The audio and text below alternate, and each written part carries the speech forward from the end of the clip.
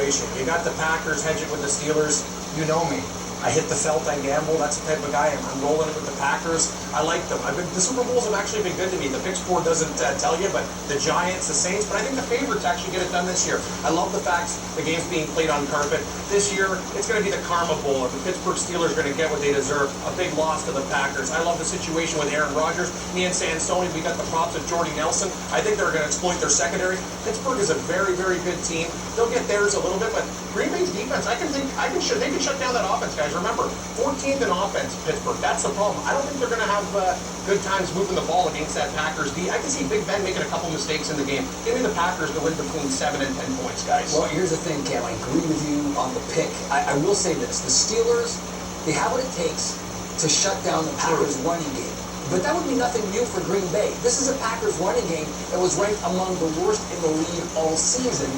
And even if they can't run the ball, they've proven they can win on the strength of Aaron Rodgers' arm and on the strength of that defense you just talked about, Cam. The Packers have the best receiving core in football. And the turf at Cowboy Stadium is going to prove to be a huge advantage.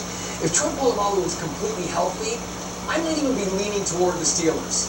But he's not. And Rodgers will be able to move the ball as a result. I'm taking Green Bay to win and to cover the point spread.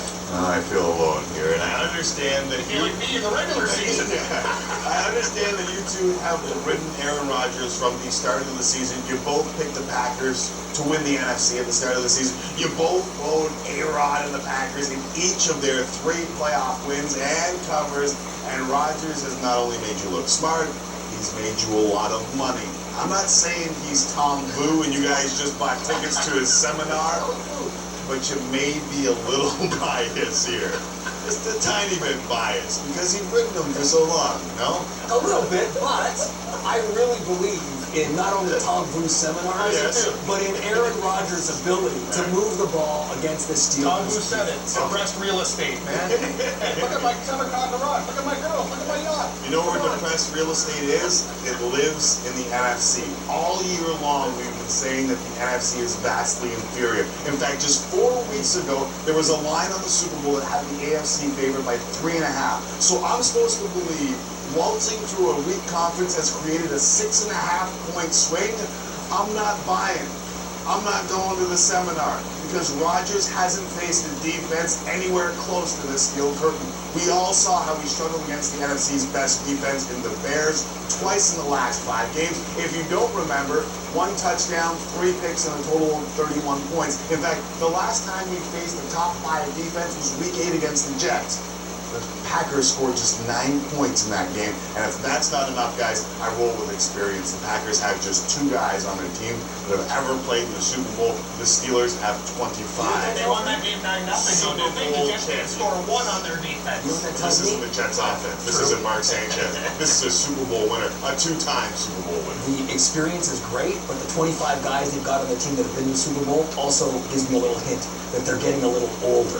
And I know experience, you can say a lot about it in the Super Bowl, but I don't think that's going to play a part in this. I think if you look at that defense of Green Bay, it's playing to a level now where it's at least even with the Steelers. And I know the Steelers' running game, their run defense is amazing. But as I alluded to, I don't think the Packers need to run in order to win this game. Yeah, the only thing that prevented me from pounding the Packers is the way Mendenhall ran in the first half against the Jets. That's what I'm worried about. I know. But he had Pouncey. I'll give you that. He had Pouncey, and that's a big factor. And you saw what happened when Pouncey went out of the game, too. Safety and troubles with the exchange. I'll tell you one thing. Ben Roethlisberger, yes. What is he? He's a guy that can win a game on 11 completions, but he's always good for a 1 big play. The problem is, I can see this guy making mistakes in this game. I love the situation with Green Bay's defense against Big Ben. He is going to make a big mistake. You talked about Roethlisberger. Here's a guy who can win his 3rd Super Bowl ring with a win over the Packers. That would give him as many titles as Troy Aikman and Tom Brady. Here's the Big Ben edition of Sights and Sounds.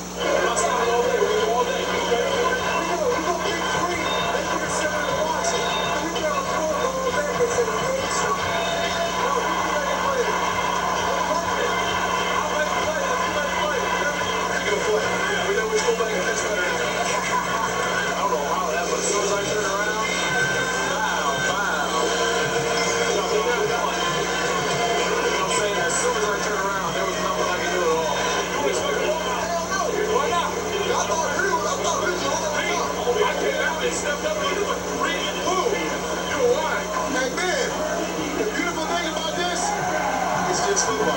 okay? I got you. Go down. Hey, you man.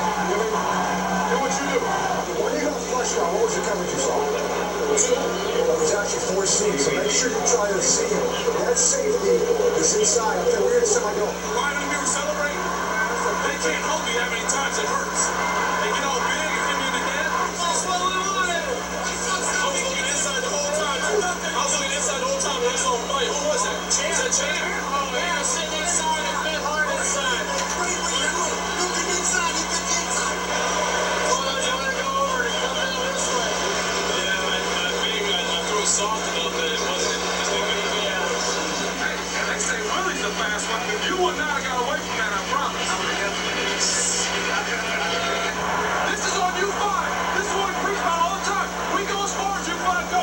Kept on a tight spiral, saved my life. All right, let's go.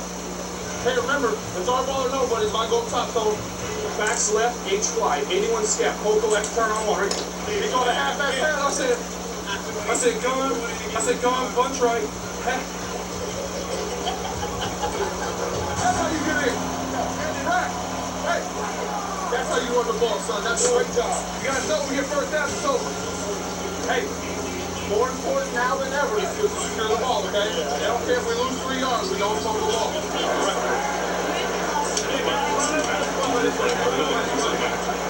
Marquise is on a little personal thing here. He's a little young.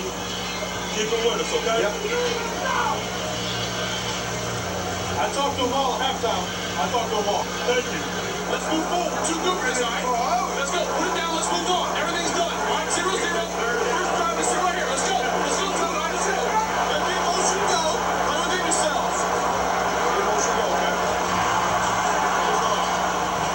Mr. Jordan, ain't nothing wrong with that, man. So it's been for life. Yeah, 3 Super Bowls will put Roethlisberger in elite company, but his numbers in the Super Bowl itself haven't exactly been eye-popping, especially when you consider that first appearance against Seattle. He completed 9 of 21 passes for 123 yards, no touchdowns, 2 interceptions. So not exactly the stuff of legends. Yeah, this guy might be getting 3 Super Bowls talking, but he is not in Tom Brady's league. He's not in Peyton Manning's league. He's a winner, though, and I'll give him credit for that. He might have bad numbers, but he always makes big plays. But I'm not sold on Ben Roethlisberger as the total elite quarterback. What does he have to do to sell you? I don't know. Win a couple more Super Bowls and have a better completion percentage, I guess. How many? Who would you rather? Okay, I'm just asking a question. Who would you rather have as a quarterback, Tom Brady or Ben Roethlisberger? When they open him up, when they open Ben Roethlisberger up, he can do things that those other quarterbacks do. Just ask the Green Bay Packers when he put 503 yards on. They don't play that way. The Steelers play a run game and play defense. They have never opened him up, and that's the beauty of Ben Roethlisberger. He can do it with 1 play, or he can do it with 10 plays. Now, I'm not saying he's an MVP. I'm just saying when you win as a quarterback, I give you respect. Hey, you can't argue the fact that he wins. No, I mean, he's got Super To answer Bowls. your question, I'm taking Tom Brady or Peyton Manning. Exactly. And Roethlisberger. If I put those guys on this Steelers team, they have just as much success. I agree. But I believe they would have more. And I believe they would open it up because they'd be more conducive to do so. Guess what? Both those guys play in the AFC, and the Steelers are representing the AFC. No question, but he's doing it on this Steelers team. Whenever we make comparisons with No, I quarterbacks, understand. you always have to say, what would they do if that quarterback was playing on You want this to talk team? legendary status, Tim? If he lights it up and has great numbers against Green Bay, you come up to me, I'm an idiot, and I'll totally change my opinion. If he has great numbers at Super Bowl, we'll talk. You know I am. I'm a guy who likes winners. Yeah. And he's a winner, no matter He's how a he winner. is. I'll admit it. It's not how, it's how How much. So you're going to love Aaron Rodgers after this game. I will. That's it. That puts the wraps on our 10th season of Score on the NFL. Thanks a lot for watching. We appreciate it. Enjoy the Super Bowl. And he wins by 2.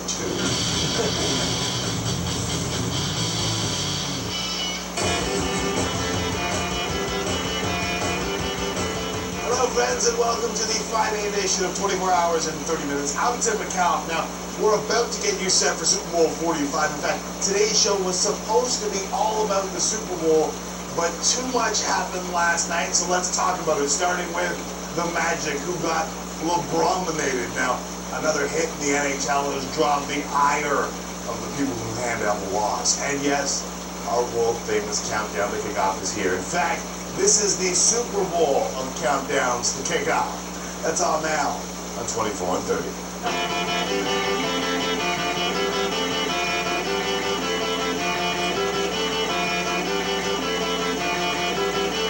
This is 24 hours and 30 minutes. And now, from the Score Sirius 98 studios, here's your boy Tim McCallum and the raging redhead, Cam Stewart.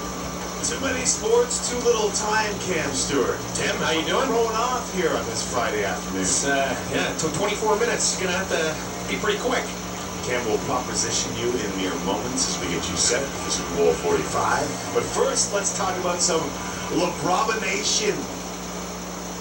For all the heat this guy takes here and elsewhere, Correct.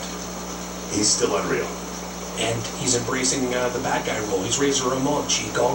He likes it. Yeah, I want LeBron to come out with toothpicks. Yeah. Go up to the other team and start flicking toothpicks in their face. And being Orlando basically said a lot of things about us in the offseason that definitely adds a little bit to the fire. I kid you not. Yesterday, I read this quote at about 7:59. I ran to my computer Just before tip-off. to get the Bodog up, Oh, you're back gambling again. Great. and I couldn't get it in time. See, that's a good thing, Tim. You don't want to go down this guy's alleyway. I knew that LeBron was going to... I didn't know he was going to do what he did. Yeah. What he did was one of the most impressive games I've ever seen. And the fact that Dwight Howard did what he did before the game, it is a bunch of fuel to a fire. Didn't you see what happened in Cleveland when he had a little bit of spite in his heart? Tip number one. He stole their life. Hey, Tim, don't poke the bear. Oh. Because first LeBron James was paws, now he's coming at you with claws. He's angry, and the more angrier he gets, the better they play. And you know what? That's a good test for Miami because Orlando, one of the beasts of the East. Now, the Heat, every big television game this year, they've come through with flying colors, and that's the thing. They're on prime time. Doesn't matter. They win. They've been motivated. They have been motivated. Crush teams. You can see what you want about LeBron James. This guy's backing it up right now, and that's the thing. And I'm telling you, I didn't think he would do it, but he is embracing this kind of me versus the world attitude, and it's good. I like it. I like to see him angry. Me too. If he plays like that, that was fun to watch last night. Plenty of motivation on both sides in Los Angeles last night. You got Great the game. Lakers who are struggling. You have the Spurs who nobody believes in. I do. Going into Los Angeles. Do you believe in them now? Did you believe in them before? Did they help you believe in them more? Tim, it's funny you mentioned that because I got in that game 2 minutes before tip-off and did get in on San Antonio with a little money line action too. Great. See how they win that game at the buzzer? Hey, the Lakers, this was supposed to be a statement game for them. We can't say it's total panic button time, but that's a game. San Antonio is that hot. If you're LA, you need to make a statement and win that game. They're not winning. And you know what? If they don't get home court advantage in the playoffs, I don't think they're going to be there. Tim, I know we kind of disagree on this topic. You think LA is going to represent the West. I'm not too sure. Well, the body of work continues the evolution of my opinion. I'll never say that something is 100%, especially not in sports. They're not playing that good right The now. evolution is this, Cam. The Lakers are now 1-5 against the 4 teams ahead of them in the overall standings, including 2 losses to San Antonio. They have lost 8 at home, 1 more than they did all of last season. Those are pretty damning facts. We're not even at the All-Star break yet. No. That's a problem. The coaches made a statement when selecting their reserves last night. Hey, listen to your auntie. Who said no love? You did, Hold on McCallum. a second. I thought Who said no I love? thought that he would make it. I just questioned whether or not he was padding stats on a crappy team. It was this man, Mr. Love. It was this man. No, anyway, I was saying if you're well, yeah, you're right. There's a lot of garbage minutes there, but it's kind of if you're sad. arguing numbers, then Then you win. He loves there. If you no, just I'm get strictly saying on if you numbers. argue numbers, you have to at least not pad your numbers, and I believe he pads his numbers. And Lamarcus Aldridge's numbers are more legit. Yeah, so they went with Tim Duncan and they went with Pau Gasol. Those are the Makes two sense. guys we weren't sure would be there. What's the commission going to do to stir the pot? Hey, Steve Nash, you're in. Yeah, because if Darren Imagine Williams is out and he points to Steve Nash, This could be interesting. very good. David Stern, he's never stirred the pot before. He's not that type of guy.